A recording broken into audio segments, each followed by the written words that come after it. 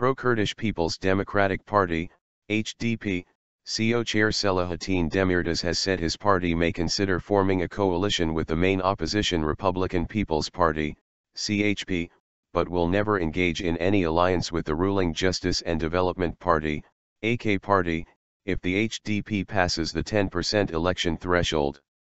In an interview published by the Posta Daily on Tuesday, Demirtaş stressed that the HDP will never form a coalition with the AK Party, but it may negotiate the possibility of making a coalition with the CHP after the June 7 general election. Demirtaş stated that those supporters of the Nationalist Movement Party, MHP, also don't want revived conflicts between the Turkish Armed Forces, TUSK, and the outlawed Kurdistan Workers Party, PKK, adding, "The society wants peace. I think the MHP will also feel obliged to have dialogue on the Kurdish settlement process, which aims to seek a solution to the country's decades-long Kurdish problem."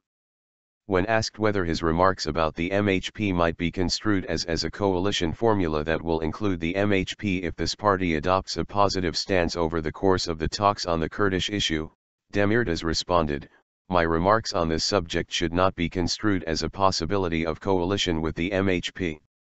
However, the MHP cannot desire the renewed conflict and war. None of the MHP supporters opts for this. I believe the MHP will feel obliged to prefer the path for peace. This is because the society's demand for peace. So, no one should get into panic by questioning what will happen if the AKP-AK party loses power." However, CHP Parliamentary Group Deputy Chairman Akif Hamzaspi has ruled out the possibility of forming a coalition with the HDP. Posting a tweet on the issue on Monday, he wrote, "We have no idea of forming a coalition either with the HDP or with any other political party." Recent election surveys by a number of polling companies indicate that the HDP will pass the threshold and manage to enter parliament, a projection that makes the ruling AK party uneasy, as such a conclusion means the AK party losing the majority in parliament to switch the constitution to the introduction of the executive presidential system in line with President Recep Tayyip Erdogan's desire.